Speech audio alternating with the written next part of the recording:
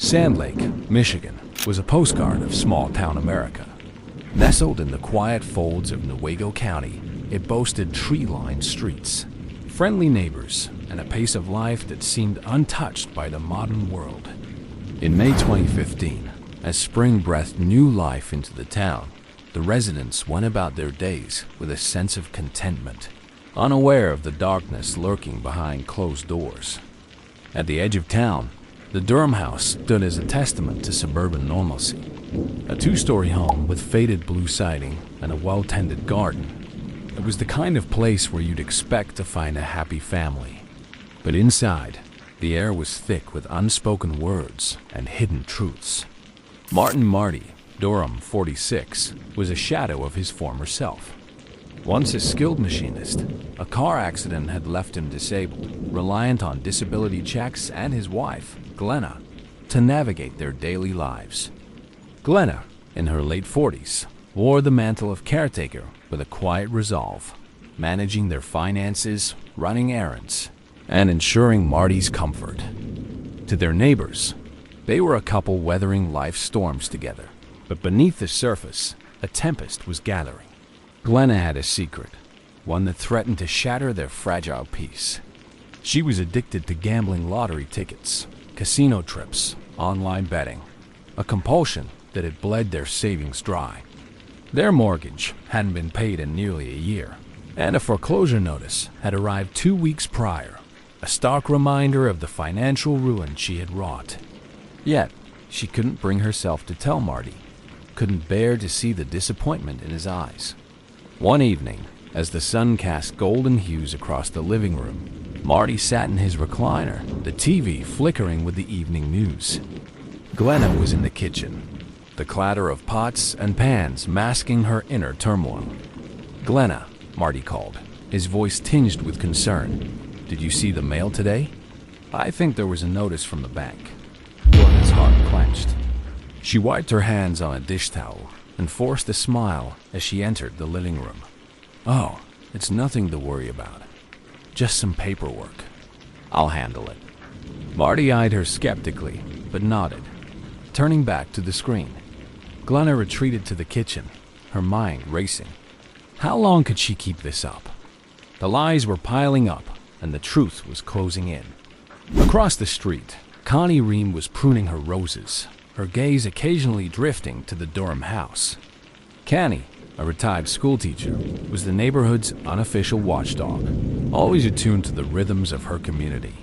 Lately, she'd noticed a change in the Durams. Marty, who used to chat with her over the fence, now seemed distant, lost in his own thoughts. Glenna, once warm and inviting, had become elusive, her smiles brittle. Connie had tried to reach out, offering casseroles or inviting them for tea, but Glenna always had an excuse. "Marty's not feeling well," she'd say, or "I'm swamped with errands." Connie didn't push, but the nagging feeling that something was amiss lingered. As the days passed, the tension in the Duram household escalated. Marty began to notice discrepancies, missing cash, overdue bills. Glenna's furtive glances at her phone. One night, he confronted her, his voice heavy with frustration. "Glenna, we need to talk.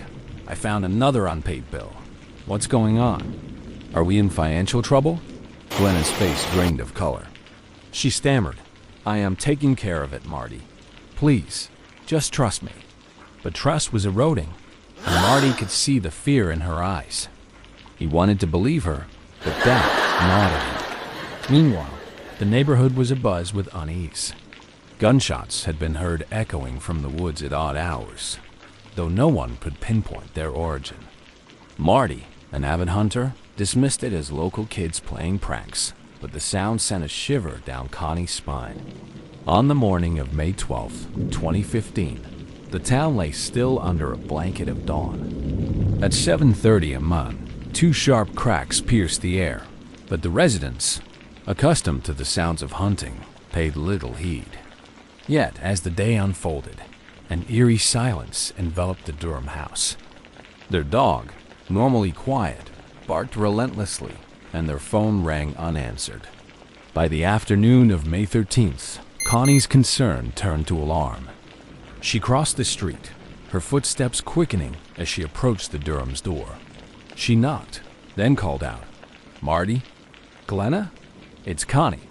Are you okay?" Silence. She tried the handle and found it unlocked. Heart pounding, she stepped inside, the air thick with a metallic scent. "Hello?" she called, her voice trembling. She moved through the living room, her eyes scanning for any sign of life. Then, she reached the master bedroom and froze. The Duram house, once a beacon of suburban normalcy, now stood as a tomb of secrets. Connie Ream, her heart pounding in her chest, stepped into the dimly lit hallway, the air thick with an unnatural stillness. The only sound was the relentless barking of the Duram's dog, a frantic plea that echoed through the empty rooms. Connie's breath hitched as she approached the master bedroom, her footsteps muffled by the carpet, each step heavier than the last. She pushed the door open, and the scene before her froze her in place. The room was a tableau of violence, a stark contrast to the peaceful life she had imagined for her neighbors. Marty Duram lay sprawled on the floor, his body twisted unnaturally, his once vibrant eyes now dull and lifeless. Blood pooled around him, seeping into the fibers of the beige carpet, staining it a deep, accusatory red. His torso and head bore the brutal marks of 5 .22 caliber bullet wounds, each a testament to the ferocity of his end. On the bed, Glenna lay motionless, her form shrouded in blankets, her head turned to the side, revealing 2 crimson stains on the right side of her skull. The blood had dried, crusting over the wounds, suggesting that time had passed since the violence erupted.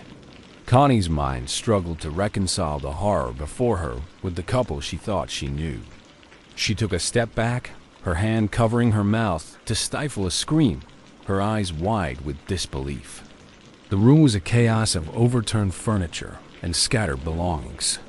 A nightstand lay on its side, its drawer open, contents spilled across the floor. A lamp, once a source of warm light, now cast eerie shadows across the walls, its shade askew. The air was heavy with the metallic scent of blood, mingling with the faint odor of gunpowder. Connie's gaze swept the room, landing on the gun safe in the corner, its door slightly ajar. A key glinting on the floor nearby. A key glinting on the floor nearby. In the far corner, a cage-housed bud, the Duram's African gray parrot. His feathers ruffled, he paced back and forth on his perch, his beady eyes darting around the room. He let out a series of squawks, mimicking the chaos he had witnessed, his voice a chilling echo of the tragedy. Connie, too overwhelmed to notice, stumbled backward, her mind racing.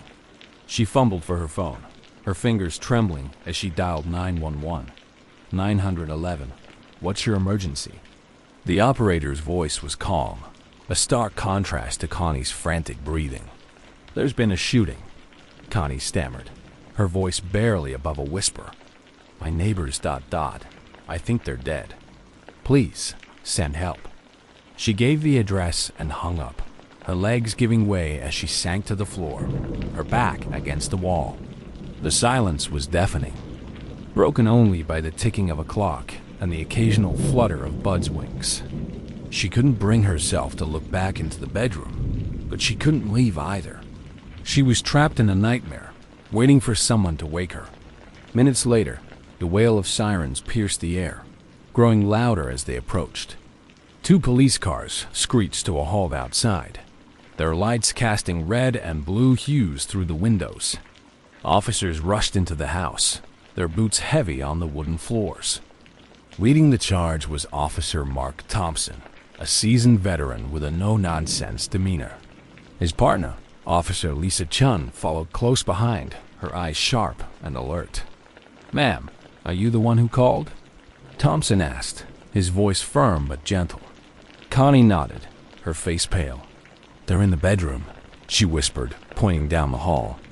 Thompson and Chun moved swiftly, their hands resting on their holsters.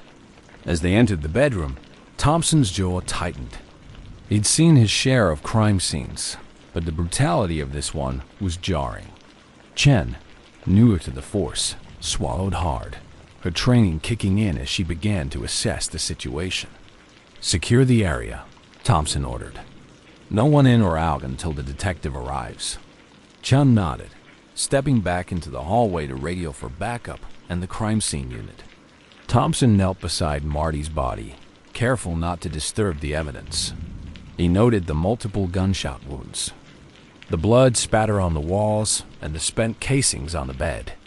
His gaze shifted to Glenna, who lay eerily still, her chest rising and falling in shallow breaths. "She's alive," he called out, his voice tinged with surprise. He checked her pulse, weak but present. "Get the paramedics in here now." As the paramedics rushed in, stabilizing Glenna and preparing her for transport, Thompson turned his attention to the room.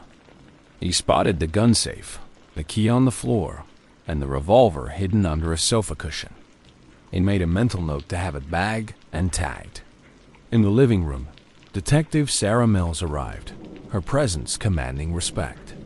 With over a decade on the force, she was known for her meticulous attention to detail and her ability to read a crime scene like a book. She greeted Thompson with a nod and began her assessment. "What do we have?" she asked, her eyes scanning the room. "Double shooting," Thompson replied.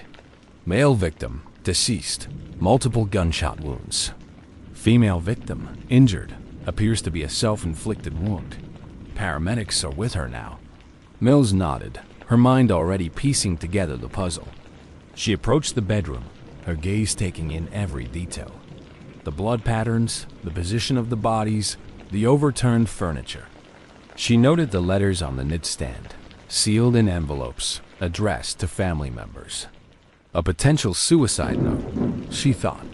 Her eyes landed on Bud, who was now eerily quiet, watching the proceedings with an unsettling intensity. "Interesting," she murmured, making a mental note to learn more about the Parrot. As the crime scene unit began their work, photographing and collecting evidence, Mills turned to Connie, who was still in the hallway, her face ashen. "Ma'am, I'm Detective Mills. Can you tell me what happened?" Connie recounted her discovery, her voice shaky. "I heard the dog barking, and the house was dark. I came to check on them, and I found them like this." "Did you see or hear anything unusual before this?" Mills asked. Connie shook her head. "No, but there were gunshots yesterday morning. Around 7:30 I thought it was just hunters, but now..." Mills nodded, jotting down notes. "Thank you. We'll need you to come to the station for a formal statement." As Connie was escorted out, Mills returned to the bedroom, her mind racing. The evidence pointed to a murder-suicide, but something felt off. The letters, the gun, the Parrot. There was more to this story. She was sure of it. She approached Bud's cage, studying the bird. "What did you see, little guy?" she whispered. Bud tilted his head, his eyes locked on hers. Then, in a voice that sent a chill down her spine, he squawked, "Don't fucking shoot." Mills froze, her heart skipping a beat. She stared at the Parrot, disbelief washing over her. Had she just heard what she thought she heard? She shook her head, dismissing it as her imagination. But the seed of doubt had been planted, and she knew she couldn't ignore it. As the paramedics wheeled Glenna out on a stretcher, Mills watched, her mind swirling with questions. Who was responsible for this tragedy? What had led to this moment? And what role did the Parrot play in it all? Little did she know, the answers would unravel a web of deceit, desperation, and darkness that would shake the town of Sand Lake to its core. Detective Sarah Mills stood frozen in the dimly lit hallway of the Duram house, her mind reeling from the words that had just spilled from Bud, the African gray parrot. "Don't fucking shoot." The phrase hung in the air, a chilling echo that seemed to pierce through the chaos of the crime scene. She tried to rationalize it, Parrot's mimic sounds, after all, but the timing, the desperate tone, felt too precise to dismiss as mere coincidence. Her eyes lingered on Bud, perched in his cage, his feathers ruffled, but his gaze unervingly steady. Could he have witnessed the shooting? Could he be repeating something he'd heard in those final, frantic moments? Mills shook her head, pushing the thought aside for now. She needed facts, not speculation. She turned to Officer Mark Thompson, who was directing the crime scene unit as they cataloged evidence. "Has anyone asked a neighbor about the Parrot?" She asked, her voice cutting through the low hum of activity. Thompson glanced up from his clipboard. "Not yet. We've been securing the scene." "I'll handle it," Mills replied. "I want to know if Bud's known for repeating anything specific." Stepping outside, Mills found Connie Ream on the porch, wrapped in a blanket, her face ashen. A paramedic hovered nearby, monitoring her condition. Mills approached with care, her notepad ready. "Ms. Ream," she began gently, "I'm Detective Mills. I need to ask you a few more questions when you're ready." Connie nodded faintly, her hands clutching the blanket. "Okay. You mentioned hearing gunshots yesterday morning," Mills said. "Can you walk me through that?" Connie swallowed hard, her voice trembling. "It was around 7:30 am. I was in my kitchen, making coffee. There were 2 loud bangs like fireworks or gunshots. I looked out the window, but nothing seemed off. I figured it might have been hunters nearby." Mills scribbled notes. "Did you hear anything else after that?" "No," Connie said, shaking her head. "It was quiet until today, when the dog wouldn't stop barking. That's why I came over." Mills paused, then shifted gears. "Tell me about Bud, the Parrot. Does he talk a lot?" Connie's expression softened slightly. "Oh, yes. Marty loved that bird. He'd teach Bud all sorts of things. Hello. Jokes, even curses. Marty thought it was a riot." "Anything unusual?" Mills pressed. "Maybe something from an argument or a tense moment." Connie frowned, thinking. "Not that I remember. I didn't come inside often, just short visits." Mills nodded, filing the information away. "Thanks, Ms. Ream. We'll need a formal statement at the station later." As the paramedic guided Connie away, Mills returned to the house. The forensics team was in full swing, dusting surfaces and collecting samples. She approached Alex Ramirez, the lead technician, who was examining the Ruger revolver recovered from under the sofa cushion. "Prints on the gun?" Mills asked. Ramirez shook his head. "Smudged so far. Might be tough to pull anything usable." "And the casings?" "2 spent on the bed, 1 unfired on the floor. All .22 caliber, consistent with the Ruger." Mills scanned the bedroom blood spatter, an overturned nightstand, the gun safe key on the carpet. "Forced entry?" "None," Ramirez said. "Doors and windows were secure. Looks like an inside job." Mills' thoughts churned. No forced entry pointed to Glenna, but Bud's words hinted at something more, a plea, a struggle. She moved to the living room, where a manila envelope labeled personnel sat on the coffee table. Inside were 3 sealed letters. She opened one, addressed to Glenna's son. The shaky script read, "I'm sorry for everything. Please forgive me. I love you." The others, to her daughter and ex-husband, echoed the same regretful tone. Suicide notes, Mills thought, but they raised questions. If Glenna planned to end her life, why kill Marty first? And why was she still alive, albeit barely? Officer Lisa Chun interrupted her. "Detective, we've got something on Glenna's phone." At the evidence table, Chun showed her Glenna's cracked Kyocera phone. "No password," Chun said. "Her browsing history's open." Mills studied the screen. Between 3:32 and 3:55 on May 12th, Glenna had researched Ruger firearms manuals, specs, and the .6 revolver. At 4:40 a.m. she texted her mother, "Love you. Sorry." 9 seconds later, she revisited the Ruger page. Then, nothing. Mills felt a shiver. Premeditation was clear, but the intent wasn't. What about Marty's phone? "Last activity at 9:34 p.m. on May 11th, Chun said. Nothing after. So Glenna was awake, planning, while Marty slept. The timeline tightened, but the motive remained elusive. The medical examiner arrived, confirming Marty's death by multiple gunshot wounds. Glenna, stabilized, was en route to the hospital, still unconscious. Mills decided to follow, but as she left, Bud's cage caught her eye. Animal control had taken over his care, and he'd been silent until now. He tilted his head and, in a voice eerily like Marty's, said, "Glenna, why?" Mills froze, her skin prickling. Coincidence or a clue? She instructed an officer to record Bud's vocalizations, then headed to the hospital. Dr. Emily Carter met her there.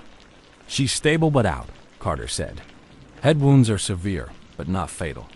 No telling when she'll wake." Mills peered through the ICU window at Glenna, serene yet silent.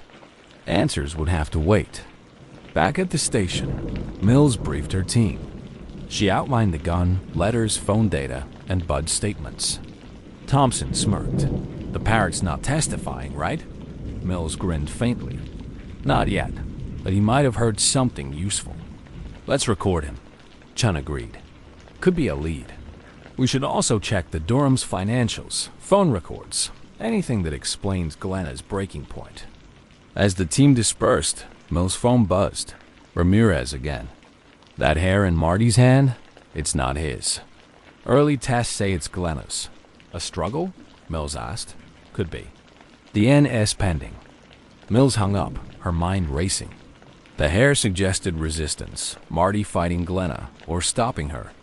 The evidence leaned toward her guilt, but Bud's words and this new find muddied the picture. She needed the full story, and it was slipping through her fingers. The truth, she sensed, was darker and more tangled than anyone suspected.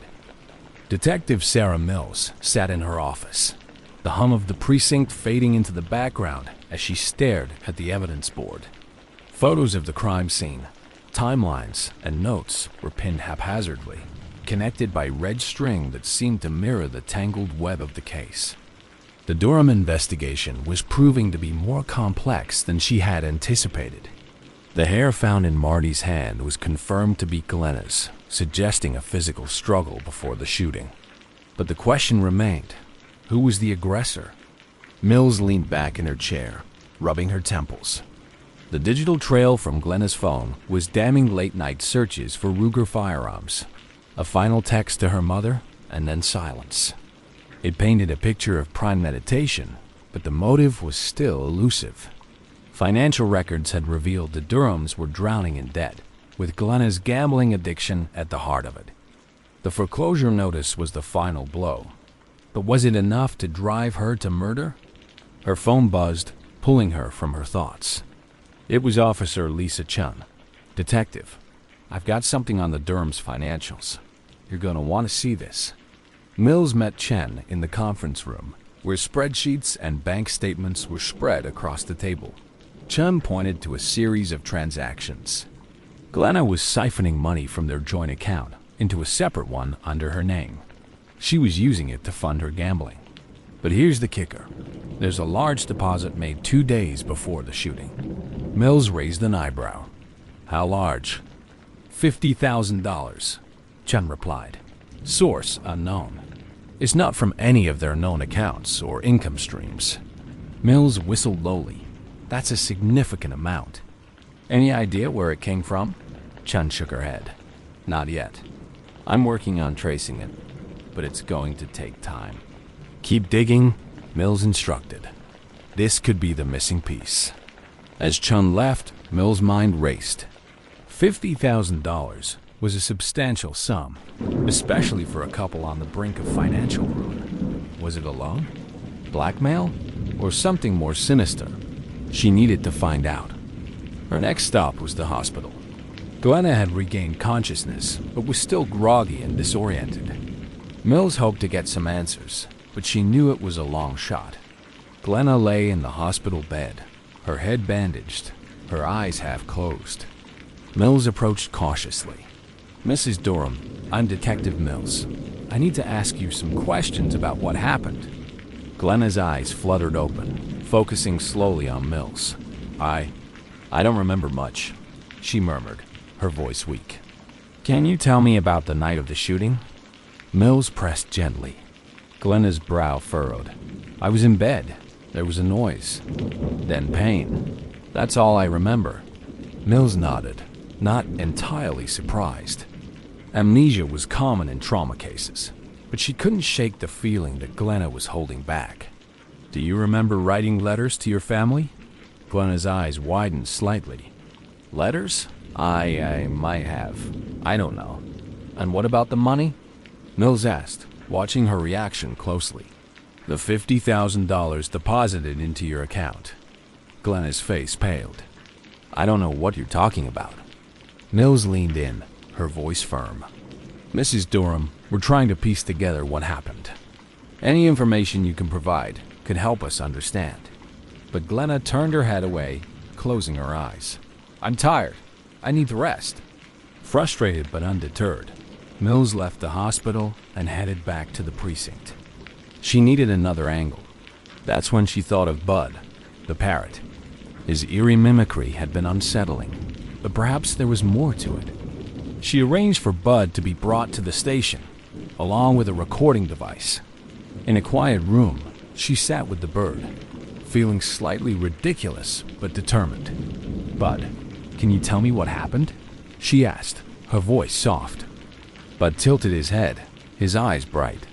He remained silent for a moment, then squawked. Glenna, why? Mill's heart skipped a beat. What else, Bud? What did you hear? The parrot fluffed his feathers and began to mimic a heated argument. You're ruining us. A voice that sounded like Marty shouted. I can't take it anymore. Then, in Glenna's voice, I'm sorry, Marty. I'll fix it. Just give me time. The exchange continued, escalating in intensity. Mills listened, transcribing every word. It was like listening to a ghost, a replay of the final moments before the tragedy. Finally, Bud fell silent, and Mills sat back, stunned. The argument painted a clearer picture. Marty had discovered Glenna's gambling and the financial ruin she had caused. The confrontation had likely led to the shooting, but who pulled the trigger? Armed with this new insight, Mills returned to the evidence board, adding the parrot's testimony to the mix. It wasn't admissible in court, but it provided context, a glimpse into the Durams' final hours. As she stared at the board, a pattern began to emerge. The financial desperation, the arguments, the gun research, it all pointed to Glenna. But the $50,000 was the wild card. Where had it come from, and why? Her phone rang again. It was Chun. Detective, I've traced the deposit. It came from an offshore account linked to a known loan shark, Victor Russo. Mill's eyes narrowed. Russo? He's bad news. What's his connection to Glenna? I'm not sure yet, Chun admitted. But it looks like she borrowed the money to cover her gambling debts. Mill's mind whirred. If Glenna had borrowed from Russo, she was in deeper trouble than anyone had realized. Russo wasn't known for his patience or mercy. Had he threatened her? Was the shooting somehow connected to him? She needed to talk to Russo, but he wasn't the type to cooperate with the police. She'd have to tread carefully. As she prepared to leave, her gaze fell on a photo of Marty and Glenna, taken at a happier time. They were smiling, arms around each other, a picture of a loving couple. What had gone so terribly wrong? The precinct was quiet as Mills slipped out into the night, her destination a dimly lit bar on the edge of town rumored to be Russo's haunt. She dressed down jeans, a leather jacket, no badge visible. Confronting a loan shark like Russo required finesse, not force. The bar smelled of stale beer and cigarette smoke. Mills scanned the room, spotting a broad-shouldered man in a corner booth, flanked by two others. Victor Russo. His reputation preceded him. Ruthless, cunning, and untouchable. She approached casually, sliding into the booth across from him. Victor Russo? She asked, keeping her tone neutral. Don't play dumb, Mills said. Glenna Duram. She borrowed from you, didn't she? What was the deal? She studied him, searching for a lie, but Russo was a pro. If he was involved, he wouldn't crack easily. She left the bar with more questions than answers, the night air biting at her skin. Back at the precinct, Mills pulled Russo's file. Multiple arrests, no convictions, slippery as an eel. If he'd pressured Glenna, it could explain her desperation, maybe even the shooting. But there was no hard evidence tying him to the crime scene. Her thoughts were interrupted by a call from the hospital. Glenna was awake again, and this time, she wanted to talk. Mills arrived to find Glenna sitting up, her eyes clearer but haunted. "Detective," she whispered. "I remember. Some of it." "Tell me," Mills urged, pulling up a chair. Glenna's hands trembled. "Marty found out about the money. The gambling, the loan, everything. He was so angry. He said he'd leave me, take what little we had left. I begged him to stay, but he wouldn't listen." "What happened next?" Mills asked, her pulse quickening. "There was a gun," Glenna said, her voice breaking. "He grabbed it. I don't know where it came from. We fought over it. And then it went off. I didn't mean to, I swear." Mills' breath caught. "You're saying you shot him?" Glenna nodded, tears streaming down her face. "It was an accident. I didn't want him dead. I just wanted him to stop." The confession hung heavy in the air. Mills sat back, processing. It fit the evidence, the struggle, the hair, the argument Bud had mimicked. But the gun's origin nagged at her. Glenna's searches suggested intent, not impulse. "Glenna," Mills said carefully, "where did the gun come from?" "I don't know." She sobbed. "It was just there." Mills didn't buy it. Someone had supplied it. Russo, maybe? She needed more.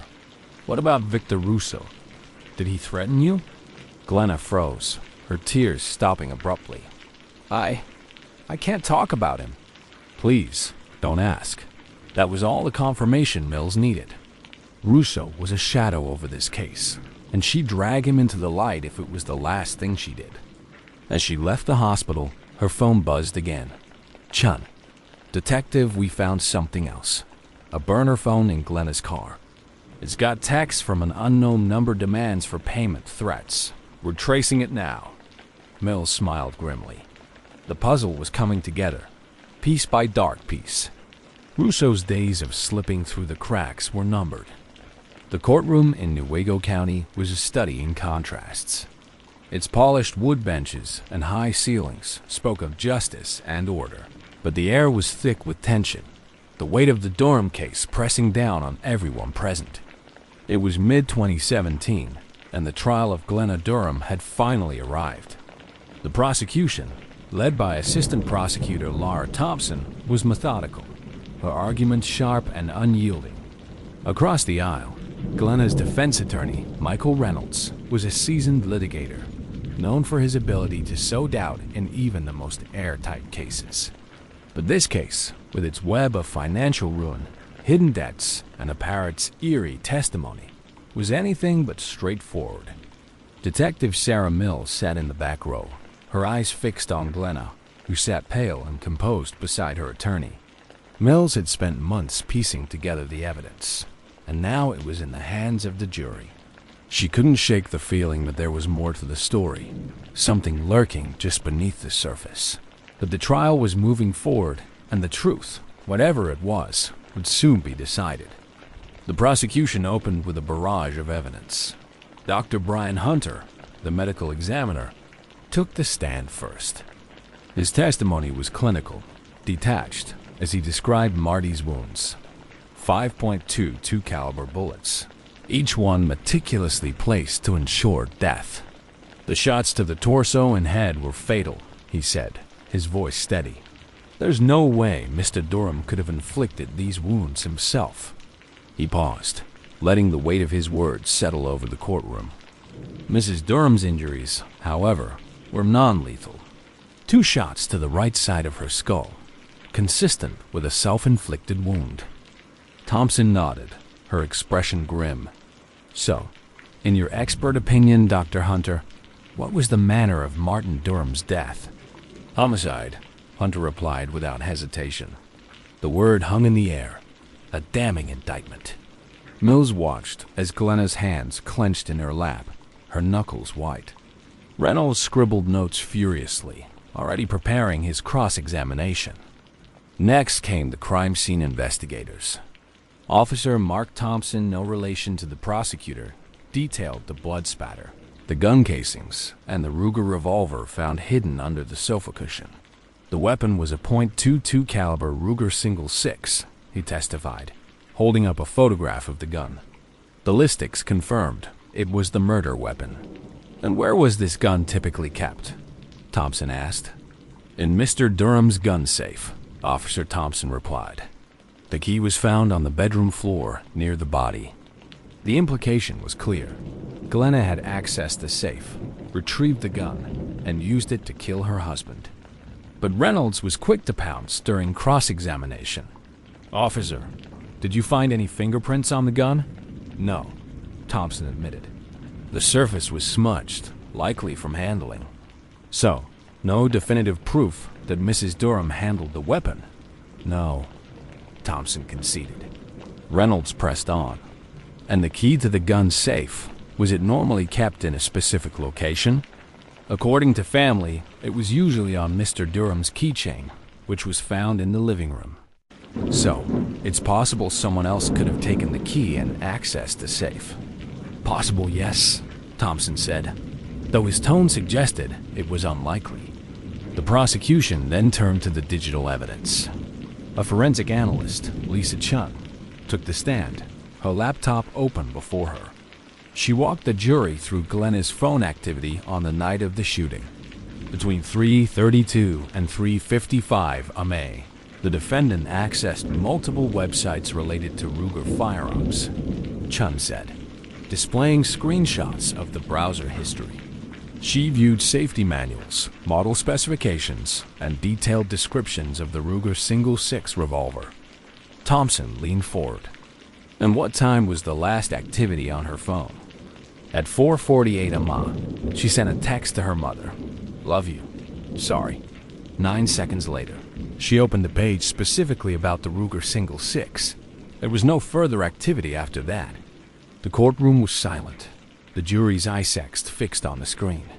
The timing was damning Glenna, researching the gun just hours before the shooting, then sending what appeared to be a farewell message. But Reynolds was ready. "Ms. Chun, is it possible that someone else used Mrs. Duram's phone that night?" Chun hesitated. "The phone wasn't password protected, so technically, yes." "And did you find any evidence that Mrs. Duram was the one conducting these searches?" "No direct evidence," Chun admitted. "But the phone was in her possession, and the activity aligns with her being awake at that time." Reynolds nodded, planting the seed of doubt. "So, it's possible that someone else, perhaps Mr. Duram himself, could have used the phone?" "Possible, but unlikely," Chun replied. The prosecution's case grew stronger with the introduction of the letters. A manila envelope found in the living room contained 3 sealed notes addressed to Glenna's children and ex-husband. Thompson read excerpts aloud. "I'm sorry. Please forgive me. I love you." These are the words of a woman who knew what she was about to do, she argued. A woman who planned to end her life and her husband's. But Reynolds countered with a different interpretation. "These letters are vague," he said. "They could be apologies for anything financial troubles, personal failings. There's no mention of violence or intent to harm." The jury's faces were unreadable, their expressions a mix of concentration and confusion. Mills could feel the tension mounting, the outcome hanging in the balance. Then, the prosecution played their ace. Bud, the Parrot. Though his testimony wasn't admissible, Thompson cleverly wove his words into her narrative. Even the family pet, Bud, seemed to echo the tragedy, she said, describing how the bird had mimicked Marty's voice, pleading, "Don't fucking shoot." The jury leaned forward, captivated by the bizarre detail. Reynolds objected, arguing it was hearsay, but the judge allowed it as context, not evidence. Still, the image lingered, a parrot bearing witness to a murder. As the trial wore on, the defense called their own witnesses. A psychologist testified about Glenna's state of mind, suggesting she was under extreme stress due to financial pressures and her husband's disability. It's possible she was suffering from a dissociative episode, the expert said, unable to recall the events clearly. But the prosecution dismantled this theory, pointing to the calculated nature of the crime, the hidden gun, the late-night research, the farewell text. Glenna herself did not take the stand, a decision that hung heavy in the courtroom. Her silence spoke volumes, leaving the jury to wonder what she might say if she did. Finally, the closing arguments. Thompson stood before the jury, her voice steady and compelling. Ladies and gentlemen, the evidence is clear. Glenna Duram, faced with financial ruin and a crumbling marriage, made a calculated decision to end her husband's life and her own. She researched the weapon, wrote farewell letters, and carried out her plan. Only by a twist of fate did she survive, but Marty Duram did not. He deserves justice. Reynolds, in his turn, appealed to the jury's sense of doubt.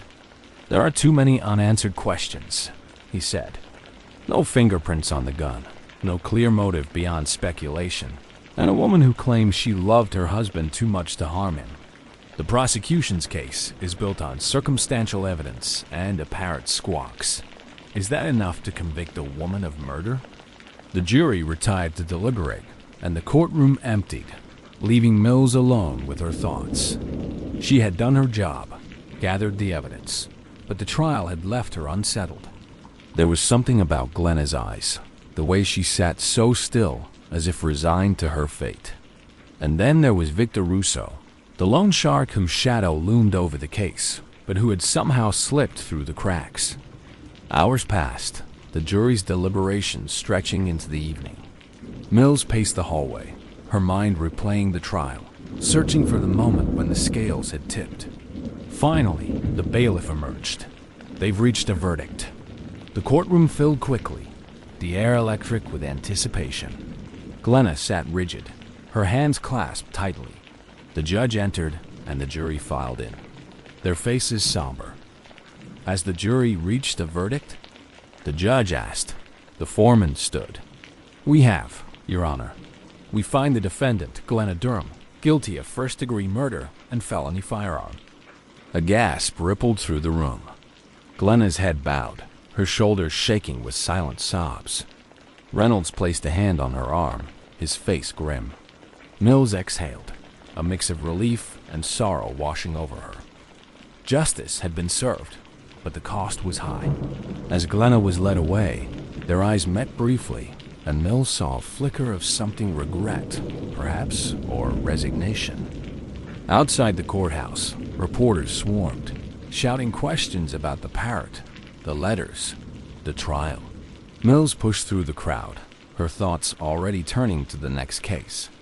But the Duram file would stay with her, a reminder that even in a small town, darkness could fester, and the truth was often more elusive than it seemed. The air in the courtroom was thick with anticipation as the sentencing hearing for Glenna Duram began. It was August 28, 2017, and the small town of Sand Lake, Michigan, was still reeling from the trial that had captivated the nation. The judge, a stern man with silver hair and a reputation for fairness, sat high on the bench, his gaze sweeping over the packed gallery.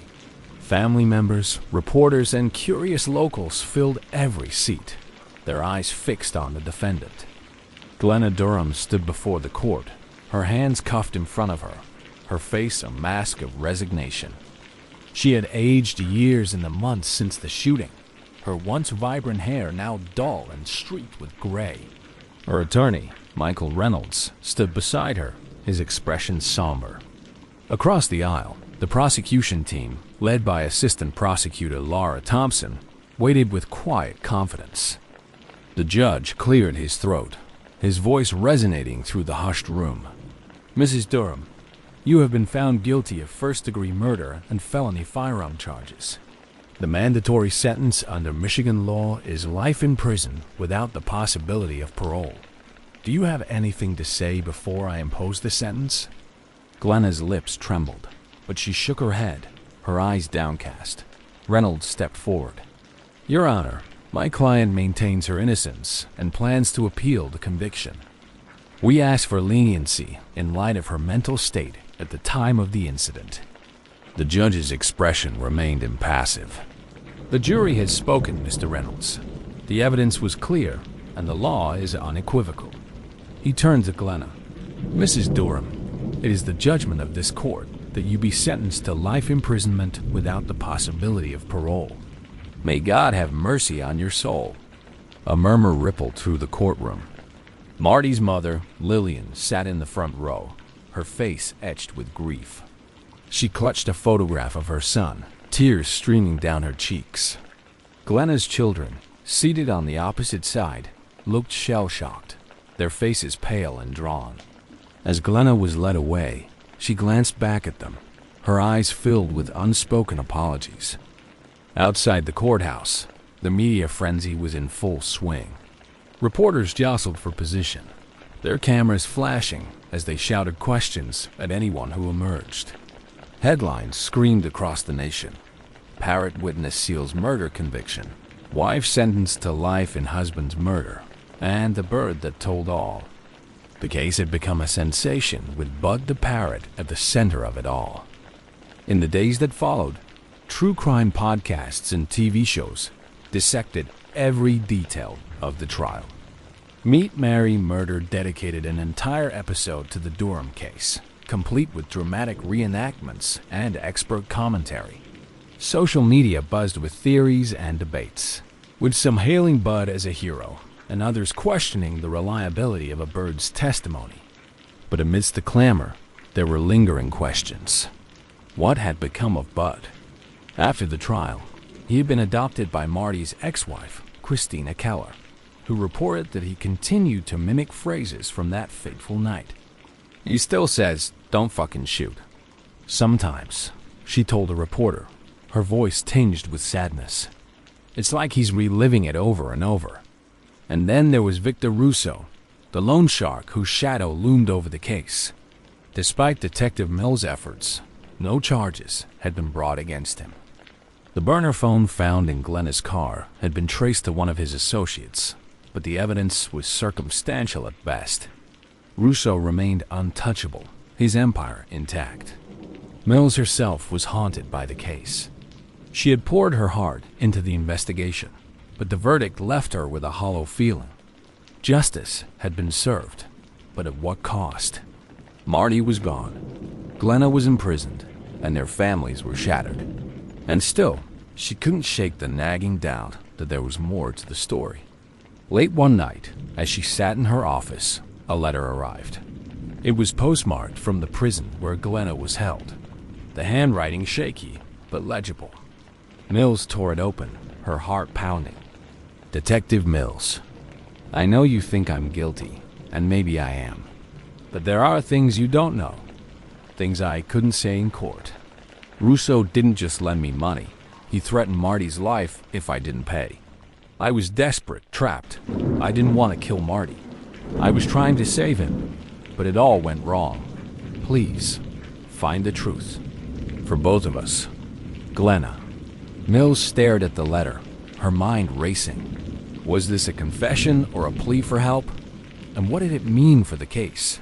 She knew she couldn't ignore it, but reopening the investigation would be a monumental task. As she pondered her next move, her phone rang. It was an unknown number, the voice on the other end low and menacing. Drop it, detective. Some things are better left buried. The line went dead, leaving Mills with a chill that ran down her spine. The Duram case, it seemed, was far from over. The story of Glenna and Marty Duram is a chilling reminder that even in quiet towns, darkness can fester behind closed doors. If this tale of betrayal, desperation, and an unlikely witness gripped you, join the community at Wiz Mysteries, True Crime. Like, comment, and share this story to keep the conversation alive. Subscribe to Wiz Mysteries channel for more gripping true crime stories that unravel the shadows of human nature. Your support helps us dive deeper into the mysteries that haunt us all.